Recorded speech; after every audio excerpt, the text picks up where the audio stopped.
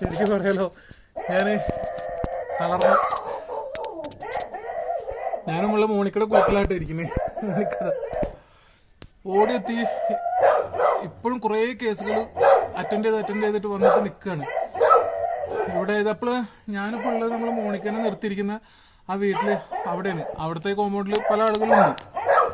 അപ്പോൾ ഇവിടെ നമ്മൾ പേ ചെയ്തിട്ടാണ് ഇവിടെ നിർത്തിയിറക്കണത്. ഇവിടെ വേറെ നമുക്ക് നിർത്തിയൊരു മാർഗ്ഗമില്ലാത്ത വേറെ. അപ്പം ഞാൻ എന്നും ഭക്ഷണമായിട്ടും ഇവിടെ വന്ന് ഇതൊക്കെ ക്ലീൻ ചെയ്യാനുണ്ട്. കണ്ടില്ലേ, പഴയ ഭക്ഷണങ്ങളൊക്കെ എടുത്ത് മാറ്റുന്നത്, ഇതൊക്കെ ക്ലീൻ ചെയ്തിട്ട് വേണം അടുത്ത സ്ഥലത്തേക്ക് നമ്മളെ വീട്ടിലെ മക്കളുടെ അടുത്തേക്ക് പോകാൻ.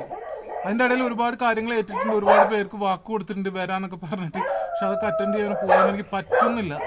ഇന്നിപ്പോൾ പൊന്നാനി ഞാൻ പുറത്തു വരുന്ന പ്രഭാകരൻ്റെ അവിടെ പോയി വന്നിട്ട് പൊന്നാനിക്ക് പോയി. പൊന്നാനി പോയപ്പോൾ നമ്മൾ മരുന്ന് കൊടുക്കുന്ന ആ കുട്ടി, ട്രീറ്റ്മെൻറ്റിൽ ഇരിക്കുന്ന ആ കുട്ടി ഇന്നൊരു കാനയിൽ വീണിട്ട് അതിൻ്റെ കാല് മടങ്ങിപ്പോയി. അപ്പോൾ വീണ്ടും അതിൻ്റെ അടുത്ത് പോയിട്ട് മരുന്ന് വെച്ചു. ഈ നാളെ ഹോസ്പിറ്റലിലേക്ക് അതിന് കൊണ്ടുപോകണം. അങ്ങനത്തെ ഒരു സിറ്റുവേഷനിൽ ഓടിക്കൊണ്ടിരിക്കുകയാണ്. വീട്ടിലിരുന്ന് നമ്മളെ മക്കളെനൊക്കെ കെട്ടിപ്പിടിച്ചിരുന്ന് ഉമ്മ കൊടുത്ത് വീഡിയോ എടുക്കാനും അത് റീച്ച് കൂട്ടാനും സബ്സ്ക്രൈബേഴ്സിനെ കൂട്ടാനും നമുക്ക് പറ്റുന്നില്ല. നിങ്ങളെ സപ്പോർട്ട് തീർച്ചയായിട്ടും വേണം. ഇങ്ങനെ ഓടി നടന്നിട്ട് ഓരോ കാര്യങ്ങൾ ചെയ്യാം. നിങ്ങളുടെ സപ്പോർട്ട് ഉണ്ടെങ്കിൽ നമുക്ക് മുന്നോട്ട് പോകാൻ കഴിയും. പിന്നെ ഇവർക്ക് ഇനി നമുക്ക് പേയ്മെൻറ്റ് ചെയ്യേണ്ടി വരും. എത്ര ദിവസം ആവും എന്നറിയില്ല. തീർച്ചയായിട്ടും എനിക്കതിനെ ഹെൽപ്പ് ചെയ്യാൻ പറ്റുന്നവർ എൻ്റെ നമ്പർ ഞാൻ കൊടുക്കുക. സപ്പോർട്ട് ചെയ്യാൻ കഴിയുന്നെങ്കിൽ നിങ്ങൾ കോൺടാക്ട് ചെയ്യുക വാട്സപ്പ് നമ്പറിൽ കേട്ടോ.